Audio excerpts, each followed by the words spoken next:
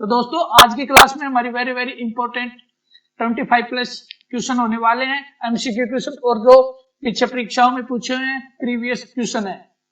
तो अब ज्यादा टाइम न लगाते ही करते हैं आज की क्लास शुरू, और आज की क्लास में जितने भी क्वेश्चन बड़े सार से पढ़ेंगे। तो चलिए दोस्तों करते हैं क्लास शुरू, और आज का लगाते हैं पहला क्वेश्चन स्क्रीन पे। तो देखिए आज का हमारा पहला क्वेश्चन आ गया दोस्तों कि केंद्र शासित प्रदेश में लद्दाख में कितने जिले हैं। हमारा जो केंद्र शासित प्रदेश बना लद्दाख, इसमें कितने जिले हैं। तो देखिए इसमें कितने जिले हैं, इसमें 2 जिले। कितने जिले हैं? 2। अगर उनके नाम बता देता हूं आपको, क्या क्या है, ले और दूसरे का क्या नाम है, कारगिल। क्या नाम दूसरे का? कारगिल। पहला क्या है, ले। अब देखिए केंद्र शासित प्रदेश बना, तो क्वेश्चन ये भी आ सकता है कि लद्दाख केंद्र शासित प्रदेश बना कब, यानी इसकी स्थापना कब हुई थी। तो इसकी स्थापना हुई थी दोस्तों 31 अक्टूबर 2019 में। यानी कितने में हुई थी? 31 अक्टूबर 2019 में। अगर पूछ ले कि परीक्षा में हमसे कि लद्दाख की राजधानी क्या, तो लद्दाख की राजधानी क्या बनेगी? लद्दाख की राजधानी है दोस्तों ले, क्योंकि ये वर्तमान में बना है। तो इससे रिलेटिव क्वेश्चन जितने भी बनते वो एग्जामिनर हमसे पूछ सकता। तो एक तो होगा इसकी राजधानी, एक इसकी स्थापना, और एक इसका भाई कितने इसके अंदर जिले हैं। अब एक क्वेश्चन ये भी बन सकता है कि भाई लद्दाख का क्षेत्रफल कितना। तो लद्दाख का क्षेत्रफल वेरी सिंपल है कि कैसे याद कर सकते हैं। देखिए लद्दाख का क्षेत्रफल है लगभग 1,66,700 किलोमीटर के समथिंग, यानी और करेक्ट इसका कितना, 1,66,698 किलोमीटर स्क्वायर। यानी इसका जो वर्तमान में इसका क्षेत्रफल कितना, इतना इसका क्षेत्रफल है। और इसके दो इसके अंदर क्या है, जिले, ले और कारगिल, और ले इसकी क्या रहा है, इसकी राजधानी। अब इसका पूछ ले कि वर्तमान में जो अब प्रेजेंट टाइम में इसका उपराज्यपाल कौन है। आपको पता होगा कि केंद्र शासित प्रदेश होता है, इसमें राज्यपाल तो होता नहीं, कौन होते हैं उसके उपराज्यपाल। अगर इसका उपराज्यपाल पूछ ले कि इसका उपराज्यपाल कौन है, तो इसका उपराज्यपाल कौन हो जाएगा दोस्तों, इसके उपराज्यपाल है राधा कृष्ण माथुर। कौन है? राधा कृष्ण माथुर। कौन हो जाएंगे इसके? राधा कृष्ण माथुर। राधा कृष्ण माथुर। ये है हमारे केंद्र शासित प्रदेश से रिलेटिव, यानी लद्दाख से रिलेटिव इतने क्वेश्चन हमसे पूछ सकता। और एक बात और बताता हूं दोस्तों आपको कि वर्तमान में कितने केंद्र शासित प्रदेश हैं। वर्तमान में यूटी कितनी है? 8। और पूछ ले कि जब 1956 में जब भाषाई आधार पर राज्य बन रहे थे, तो उस टाइम यूटी यानी केंद्र शासित प्रदेश कितने थे। तो पहले कितने थे? 1956 में कितने बने थे? 6 बने थे, और 14 क्या बने थे? स्टेट। क्या बने थे? 14 स्टेट बने थे और 6 यूटी बनी थी, यानी केंद्र शासित प्रदेश बने थे। और सबसे पहला राज्य कौन सा था जो 1956 में बना था? तो कौन सा था केंद्र शासित, सॉरी उसमें कौन सा था राज्य हो जाएगा हमारा? आंध्र प्रदेश। वो पूछ ले कि कौन सी भाषा के आधार पर बना था, तो वो कौन सी भाषा थी? तेलुगु। यानी तेलुगु भाषा के आधार पर पहला राज्य क्या बना था? हमारा आंध्र प्रदेश। तो ये थे दोस्तों हमारे केंद्र शासित प्रदेश लद्दाख से रिलेटिव इतने क्वेश्चन। तो फ्रेंड्स उम्मीद करता हूं आपको क्लास अच्छी लगेगी, और अभी तक क्लास को लाइक नहीं किया तो लाइक कर दे, और दबा के शेयर कर दे, और चैनल को सब्सक्राइब नहीं किया तो सब्सक्राइब कर ले चैनल को जरूर। अब देखिए क्वेश्चन नंबर हमारा आ गया नेक्स्ट, कर्म योद्धा ग्रंथ निम्नलिखित में से किसके जीवन पर लिखा गया। यानी हमारा ये कर्म योद्धा ग्रंथ है किसके जीवन पर लिखा गया है। तो देखिए ऑप्शन में मनमोहन सिंह, नरेंद्र मोदी, सुभाष चंद्र बोस और महात्मा गांधी। आई होप कि फ्रेंड्स आपको नाम से पता चल गया कि कर्म योद्धा कौन सा है। इनमें से क्या जाएगा? कर्म योद्धा हमारे आ जाएंगे जो प्रेजेंट टाइम के प्राइम मिनिस्टर यानी पीएम कौन है? नरेंद्र मोदी। तो ये नरेंद्र मोदी के जीवन पर लिखा गया कर्म योद्धा ग्रंथ। अब देखिए नरेंद्र मोदी पीएम जो वर्तमान के हमारे पीएम है, ये कौन से क्रम के हैं? 15वें क्रम के। कौन से क्रम के हैं? 15वें हमारे पीएम कौन बने? नरेंद्र मोदी। और इनका पूछ ले कि इनका कार्यकाल कब से है, तो कब से हो जाएगा इनका कार्यकाल? 2014 से अब तक कार्यरत हैं ये। प्रेम पूछ ले कि नरेंद्र मोदी का जन्म कब हुआ, तो जन्म कब हुआ था? तो फ्रेंड्स इसका जन्म हुआ था नरेंद्र मोदी का 17 सितंबर 1950, यानी 17 सितंबर 1950। आपको याद रखना कि गणतंत्र भारत में जन्म लेने वाले पहले कौन है? Prime minister. गणतंत्र भारत में यानी 26 जनवरी के बाद जन्म लेने वाले पहले प्राइम मिनिस्टर कौन है? नरेंद्र मोदी। अब ये पूछ ले कि इनकी जो सांसद सीट है वो कहां से है। तो ये लोकसभा के सदस्य हैं, और कहां से इनकी सांसद सीट कहां से है? इनकी सांसद सीट वाराणसी है। कौन सी है? वाराणसी। और वाराणसी आपको पता होगा फ्रेंड्स कहां पे है? यूपी में। ये थे हमारे नरेंद्र मोदी से रिलेटिव कि कौन से क्रम के प्रधानमंत्री हैं? 15वें। इनका कार्यकाल कब से शुरू है? 2014 से शुरू है। और इनका जन्म कब है? 17 सितंबर 1950 को। और ये सांसद पूछ ले कि नरेंद्र मोदी कहां से सीट पे हैं, तो लोकसभा की सीट है वाराणसी से। अब देखिए नेक्स्ट क्वेश्चन हमारा, नेक्स्ट क्वेश्चन है कि हीराकुंड बांध किस राज्य में स्थित है? हीराकुंड बांध बताना हमारा, हीराकुंड बांध है ये किस राज्य में स्थित है? तो आई होप कि फ्रेंड्स आपको ये पता होगा कि हीराकुंड बांध किस राज्य में स्थित है। तो हीराकुंड बांध हमारा किस राज्य में? ओडिशा में। तो हीराकुंड बांध कहां से हो जाएगा? ओडिशा में। अब हीराकुंड बांध से 2-3 क्वेश्चन बनते, देखिए वो कौन कौन से हैं। तो हीराकुंड बांध पूछ ले कि कौन सी नदी पे है, तो किस नदी के ऊपर स्थित है ये? तो फ्रेंड्स ये किस नदी पे हो जाएगा? महानदी पे। कौन सी नदी पे हो जाएगा दोस्तों? महानदी पे। महानदी के ऊपर हीराकुंड बांध बना हुआ है। और पूछ ले कि हीराकुंड बांध का निर्माण कब हुआ था? तो महानदी के ऊपर 1957 में इसका निर्माण हुआ था। और ये विश्व का सबसे लंबा बांध है। विश्व का क्या है? ये सबसे लंबा, विश्व का सबसे लंबा बांध कौन सा है? हीराकुंड बांध। और इसकी लंबाई कितनी है? 25.8 किलोमीटर। कितनी लंबाई है? 25.8 किलोमीटर में ये बना हुआ है। अब देखिए उड़ीसा की, उड़ीसा आ गया हमारा। उड़ीसा की वर्तमान में राजधानी क्या है? तो उड़ीसा की राजधानी क्या जाएगा दोस्तों? राजधानी, तो उड़ीसा की राजधानी क्या है? भुवनेश्वर। क्या है? भुवनेश्वर। ये तो है वर्तमान की। अगर पूछ ले कि उड़ीसा की पहले राजधानी क्या थी? भुवनेश्वर से पहले क्या राजधानी थी? तो भुवनेश्वर से पहले क्या राजधानी थी? कटक। क्या राजधानी थी? पहले कटक राजधानी थी। और आपको एक बात और बताता हूं दोस्तों, ये भुवनेश्वर और ये कटक है, इन दोनों के को जोड़ा जाए तो क्या कहा जाता है? उड़ीसा का युगम शहर। क्या कहा जाता है इन दोनों को? उड़ीसा का युगम शहर। उड़ीसा का युगम शहर किसे कहा जाता है? भुवनेश्वर और कटक को। तो ये था फ्रेंड्स हीराकुंड बांध और उड़ीसा से रिलेटिव क्वेश्चन। अब देखिए हमारा नेक्स्ट क्वेश्चन। अब हमारा नेक्स्ट क्वेश्चन आ गया है कि विटामिन बी कॉम्प्लेक्स में कितने विटामिन होते हैं? तो ये पूछ रहा है जो हमारा विटामिन बी कॉम्प्लेक्स है इसमें कितने विटामिन होते हैं। आई होप फ्रेंड इसको आपको अच्छे से पता होगा कि इसमें कितने विटामिन होते हैं। विटामिन वैसे तो टोटल विटामिन कितने हैं फ्रेंड्स? टोटल विटामिन जो हमारे शरीर के लिए आवश्यक है वो कितने हैं? 13 विटामिन। कितने विटामिन है? 13 विटामिन। हमारे शरीर के लिए 13 विटामिन आवश्यक होते हैं। पर बी कॉम्प्लेक्स में कितने विटामिन है? 8। कितने विटामिन है? 8। देखिए वो कौन कौन से हैं? B1, B2, B3, B5, B6, B7 और B9 और B12। ये है बी कॉम्प्लेक्स के विटामिन। 3, 3, 6 और 2, 8 ये है। आपसे क्वेश्चन पूछ भी ले कि बी कॉम्प्लेक्स में कितने विटामिन है तो कितने विटामिन बताओगे? 8। कि कितने विटामिन है? 8। और अगर क्वेश्चन पूछ ले कि हमारे शरीर के लिए कितने विटामिनों की आवश्यकता होती है तो कितने की होती है? 13 की। अब देखिए विटामिन B1 को क्या कहते हैं? आपको कुछ इंपॉर्टेंट बता देता हूं जो हमारी क्वेश्चन परीक्षा में अक्सर पूछा जाता है। B1 का नाम पूछ ले क्या है? तो B1 का नाम क्या हो जाएगा? थायमिन। क्या हो जाएगा? थायमिन। अगर B2 का नाम पूछ ले कि B2 का नाम क्या है तो B2 का नाम क्या जाएगा? राइबोफ्लेविन। क्या जाएगा? राइबोफ्लेविन। और सबसे इंपॉर्टेंट आता है B12। B12 का अक्सर में परीक्षाओं में बार बार पूछा जाता है कि B12 का नाम क्या? तो इसका क्या जाएगा? साइनोकोबालामिन। क्या जाएगा? साइनोकोबालामिन।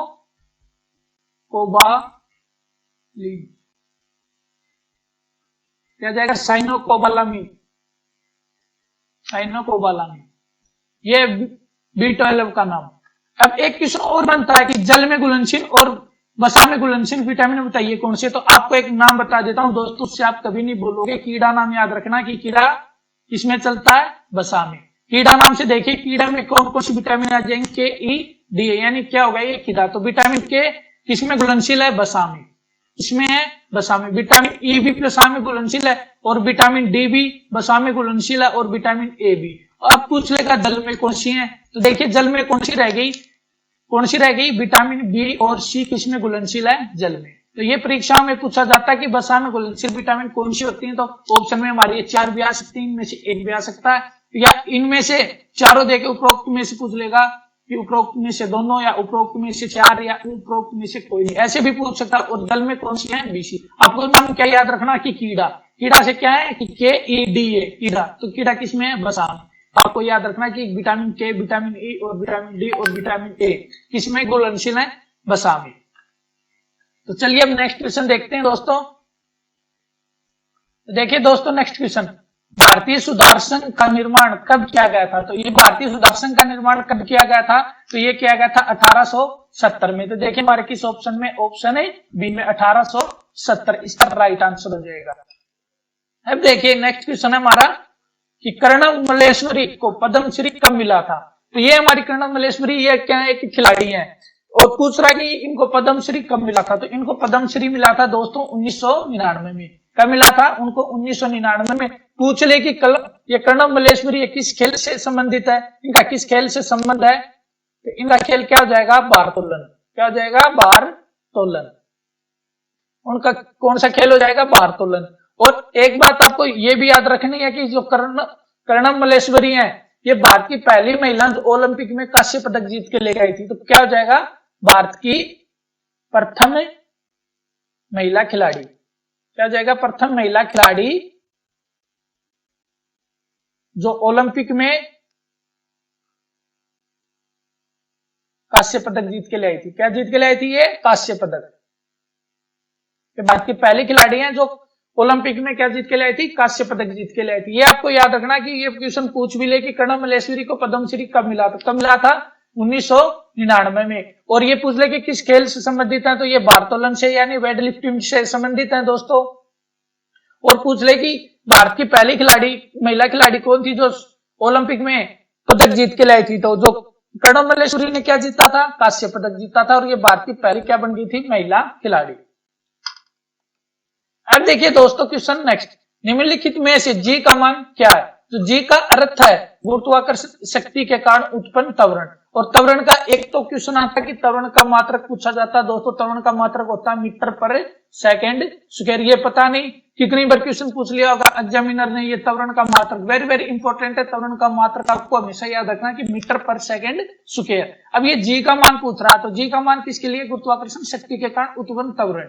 तो जी का मान कितना होता है दोस्तों? 9.8 मीटर पर सेकेंड स्क्वायर। तो देखिए हमारा 9.8 मीटर पर सेकेंड स्क्वायर किस ऑप्शन में? हमारे सी ऑप्शन में। इसका राइट आंसर क्या जाएगा? ऑप्शन है सी। अब देखिए दोस्तों नेक्स्ट क्वेश्चन है हमारा, भारत के राष्ट्रपति भवन का निर्माण पूरा हुआ था। यानी ये पूछ रहा है कि हमारे जो राष्ट्रपति भवन है इसका निर्माण कब पूरा हुआ था? तो दोस्तों इससे रिलेटिव जितने भी क्वेश्चन है मैं आपको करवा रहा हूं। तो देखिए इसका जो पूर्ण हुआ था वो कब हुआ था? 1929 में। किसमें कब हुआ था इसका कंप्लीट? 1929 में। पूछ ले कि इसका निर्माण शुरू कब हुआ था? ये क्वेश्चन भी आ सकता है कि भारत के राष्ट्रपति का निर्माण कब शुरू हुआ था? तो कब शुरू हुआ था? 1912 में शुरू हुआ था और 1929 में क्या हो गया था? इसका कंप्लीट हो गया था। अब ये पूछ ले कि भारत के राष्ट्रपति भवन स्थित कहाँ है? तो कहाँ स्थित है? ये दिल्ली में स्थित है। कहाँ स्थित है? दिल्ली में। ये दिल्ली में स्थित है दोस्तों। और पूछ ले कि इसका जो वास्तुकार था, वास्तुकार कौन था? तो इसका वास्तुकार कौन हो जाएगा दोस्तों? एडविन। कौन हो जाएंगे? Edwin Landseer. Landseer Lutyens. कौन हो जाएंगे? Edwin Landseer Lutyens. ये इसके कौन थे? वास्तुकार थे। और पूछ ले कि राष्ट्रपति भवन को पहले क्या बोला जाता था? पहले क्या बोला जाता था? वायसराय भवन। वायसराय भवन बोला जाता था दोस्तों इनको। राष्ट्रपति भवन को पहले क्या बोला जाता था? वायसराय भवन। और इसका क्वेश्चन हमसे पूछा कि जो राष्ट्रपति भवन का निर्माण कब पूरा हुआ था? कब पूरा हुआ था? 1929 में। पूछ ले कि राष्ट्रपति भवन का जो इसका कार्य कब शुरू हुआ था? तो कब हुआ था? 1912 में। पूछ ले कि राष्ट्रपति भवन कहाँ स्थित है? तो ये दिल्ली में स्थित है। और पूछ ले कि इसके वास्तुकार कौन है? तो इसके वास्तुकार कौन हो जाएंगे? Edwin Landseer Lutyens. और इसे पहले पूछ ले कि राष्ट्रपति भवन से पहले इसका क्या नाम था? तो इसका नाम क्या हो जाएगा? वायसराय भवन। तो ये थे फ्रेंड्स राष्ट्रपति भवन से रिलेटिव क्वेश्चन। अब देखिए नेक्स्ट क्वेश्चन आ गया हमारा, तांबे का परमाणु क्रमांक क्या है? तांबे का परमाणु क्रमांक क्या था? पहले तो परमाणु क्रमांक क्या आपको पता होना चाहिए दोस्तों कि परमाणु क्रमांक होता क्या है। परमाणु क्रमांक होता है तत्व के केंद्र में जितने प्रोटॉन होते हैं उनकी संख्या को क्या कहते हैं? परमाणु क्रमांक। जैसे हमारा क्या है, ये कोई तत्व है, इसके केंद्र में यानी इसका केंद्र, इसमें जितने भी प्रोटॉन है, जितने भी प्रोटॉन है उन्हीं प्रोटॉनों को क्या कहते हैं? प्रोटॉनों की संख्या को क्या कहते हैं? परमाणु क्रमांक। तो अब ये पूछ रहा है कि तांबे के जो केंद्र में कितने प्रोटॉन है, यानी इसका कहने का यही मतलब है कि परमाणु क्रमांक यानी कितने प्रोटॉन। तो कितने हो जाएंगे दोस्तों इसके? 29। तांबे में कितने होते हैं? 29। तो तांबे का परमाणु क्रमांक कितना हो गया? 29 है। अब देखिए 28 किसका है दोस्तों? निकल का। किसका है? निकल का। अब ये 23 किसका है दोस्तों? 23 है वेनेडियम का। किसका है? वेनेडियम का। और 25 किसका है दोस्तों? तो 25 किसका हो जाएगा? मैग्नीज का। और 24 किसका होता है दोस्तों? 24 बताइए आप किसका होता है? तो 24 होता है दोस्तों क्रोमियम का। 24 किसका होता है? क्रोमियम का। 28 किसका होता है? निकल का। 29 किसका होता है? तांबे का। और 23 किसका होता है? वेनेडियम का। और 25 किसका होता है? मैग्नीज का। और 24 किसका होता है? क्रोमियम का। ये थे हमारे परमाणु क्रमांक से जितने भी ऑप्शन थे इनसे रिलेटिव मैंने आपको करा दिए दोस्तों। क्लास अच्छी लगे तो दोस्तों क्लास को लाइक जरूर कर दे, अपने जितने भी व्हाट्सएप ग्रुप हैं या अपने साथी जो भी तैयारी करें उनको शेयर कर दें। साथ में चैनल को सब्सक्राइब नहीं किया तो चैनल को सब्सक्राइब जरूर करें। तो देखिए दोस्तों नेक्स्ट क्वेश्चन है, in era of darkness, in era of darkness नामक पुस्तक किसने लिखी थी? तो वेरी वेरी इंपॉर्टेंट पुस्तक है फ्रेंड्स ये, इन इरा ऑफ डार्कनेस पुस्तक। इनके लेखक बताने कौन है? तो इनके लेखक देखिए कौन कौन है? शशि थरूर, मंगदेई, पिंटो, असली। इन चारों में से आपको राइट आंसर बताना। तो इसका राइट आंसर क्या हो जाएगा फ्रेंड्स? इसका राइट आंसर हो जाएगा शशि थरूर। यानी इनके दो राइट आंसर क्या हो जाएंगे? शशि थरूर। तो हमारा ऑप्शन क्या हो जाएगा? A option right answer. तो चलिए अब नेक्स्ट क्वेश्चन आ गया हमारा स्क्रीन पे दोस्तों कि भारत ने किस देश के साथ पंचशील संधि पर हस्ताक्षर किए थे? तो आपको ये बताना है हमारे किस देश के, जो हमारा भारत देश है इसने किस देश के साथ पंचशील पे हस्ताक्षर किए थे? तो आई होप कि दोस्तों इसका आपको राइट आंसर पता है। तो किस देश के साथ किए थे? हमारा ए ऑप्शन में क्या है? चीन। तो यही हमारा क्या हो जाएगा? Right answer. अब देखिए पंचशील समझौता पूछ ले कि हुआ कब था? तो चीन के साथ कब हुआ था? 29 अप्रैल 1954 को। तो कितने को हुआ था? 1954, 29 अप्रैल थी। ये तो हो गई हमारी डेट, यानी किस तारीख को हुआ था? 29 अप्रैल 1954 को पंचशील समझौता हुआ था। उसने किस किस के मध्य हुआ था? तो भारत के तो पीएम कौन थे? इंडियन पीएम कौन थे?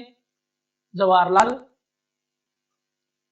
नेहरू, पंडित जवाहरलाल नेहरू थे। प्लस और चीन के प्राइम मिनिस्टर कौन थे? चीन के प्राइम मिनिस्टर कौन थे? तो बताइए दोस्तों, वहां चीन के प्राइम मिनिस्टर थे चाउ एन लाई। कौन थे? चाउ एन लाई। इन दोनों के मध्य हुआ था। तो दोस्तों कितने समय के लिए होता है ये भी बता दें आपको। 5 वर्ष के लिए समझौता हुआ था, जब शब तक का ये चलता आ रहा है। तो किस किस के मध्य हुआ था? तो ये हुआ था चीन और भारत के मध्य। हुआ कब था? ये 29 अप्रैल 1954 को हुआ था। पूछ ले कि किन किन ने किया था इस पे हस्ताक्षर? तो कौन हो जाएंगे? इंडिया के प्राइम मिनिस्टर कौन थे? जवाहरलाल नेहरू। और चीन के प्राइम मिनिस्टर कौन थे? चाउ एन लाई। इन दोनों के मध्य 29 अप्रैल 1954 को पंचशील समझौता हुआ था। ये इसका राइट आंसर क्या हो जाएगा? Option A. अब देखिए दोस्तों क्वेश्चन हमारा नेक्स्ट क्वेश्चन है, प्रतिवर्ष सुल्तान अजलान शाह कब कहाँ आयोजित किया जाता है? तो ये बताना प्रतिवर्ष ये सुल्तान अजलान शाह कब ये कहाँ आयोजित किया जाता है? तो ये सुल्तान अजलान शाह कब बताना आपको। तो देखिए ऑप्शन क्या है? जर्मनी, भारत, दक्षिण कोरिया, या जाएगा दक्षिण कोरिया आएगा दोस्तों, दक्षिण कोरिया और मलेशिया। इसका राइट आंसर बताना है। इसका राइट आंसर क्या जाएगा दोस्तों? तो इसका राइट आंसर है मलेशिया। ये कहाँ आयोजित होता है प्रतिवर्ष? मलेशिया में। पूछ ले कि किस खेल से संबंधित है ये सुल्तान अजलान शाह कप? तो ये किससे संबंधित है? हॉकी से। किससे संबंधित हो जाएगा? हॉकी से। ये हॉकी से संबंधित है। अब देखिए दोस्तों हमारा आ गया मलेशिया। तो मलेशिया से जितने क्वेश्चन इंपोर्टेंट बनते देखिए, तो सबसे पहला आता है कि मलेशिया की राजधानी क्या है? इसकी राजधानी क्या जाएगी दोस्तों? कोलालमपुर। क्या जाएगी? कोलालमपुर। क्या राजधानी है? कोलालमपुर। अब देखिए इसका पुराना नाम पूछ ले कि मलेशिया का पुराना नाम क्या है? पुराना नाम क्या है? तो मलेशिया का पुराना नाम क्या जाएगा दोस्तों? मलालन यूनियन। क्या जाएगा? मलालन यूनियन। पूछ भी सकता है हमसे कि बताइए कि मलेशिया का पुराना नाम क्या है? तो पुराना नाम क्या जाएगा? मलालन यूनियन। अब देखिए यहाँ की जो मुद्रा, मुद्रा क्या है दोस्तों? तो मलेशिया की मुद्रा, मुद्रा क्या है? तो यहाँ की है मलेशियन रिंगिट। क्या है यहाँ की मुद्रा? Malaysian ringgit. मलेशियन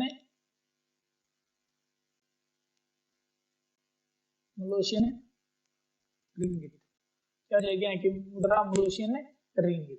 तो ये थे हमारे सुल्तान अजलान शाह कब से रिलेटिव, ये पूछ सकता है कि किस खेल से संबंधित है ये कब, तो ये हो जाएगा किसे पूछ ले कि प्रतिवर्ष कहाँ आयोजित होता है, तो कहाँ आयोजित होता है ये मलेशिया। अब देखिए नेक्स्ट क्वेश्चन दोस्तों, पहला माइक्रो प्रोसेसर 4004 किस कंपनी द्वारा बनाया गया था।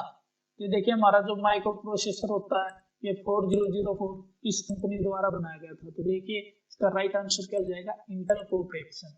कौन क्या हो जाएगा, इंटेल कॉर्पोरेशन। तो इसका राइट आंसर क्या है दोस्तों, इसका answer option B right answer. आपको याद रखना दोस्तों, वेरी वेरी इंपॉर्टेंट,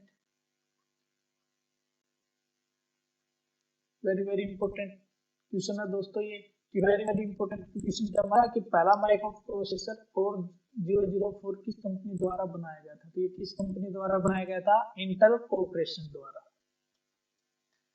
अब देखिए दोस्तों नेक्स्ट क्वेश्चन, 2008 में पुतेला गोपीचंद बैडमिंटन अकादमी की स्थापना कहाँ की गई थी। तो ये बताना, पुलेला गोपीचंद बैडमिंटन की जो अकादमी है ये कहाँ स्थापित की गई थी। तो इसका राइट आंसर क्या जाएगा, हैदराबाद। कहाँ स्थापित की गई थी, ये हैदराबाद में। तो हैदराबाद देखिए दोस्तों किस ऑप्शन में, हमारे ऑप्शन है बी में। तो इसका राइट आंसर क्या जाएगा, ऑप्शन है बी। और पूछ ले कि हैदराबाद राजधानी किसकी है, तो हैदराबाद किसकी राजधानी है, आंध्र प्रदेश की। अब देखिए नेक्स्ट क्वेश्चन दोस्तों, मौलिक अधिकारों की सूची से संपत्ति का अधिकार को कब हटाया गया था।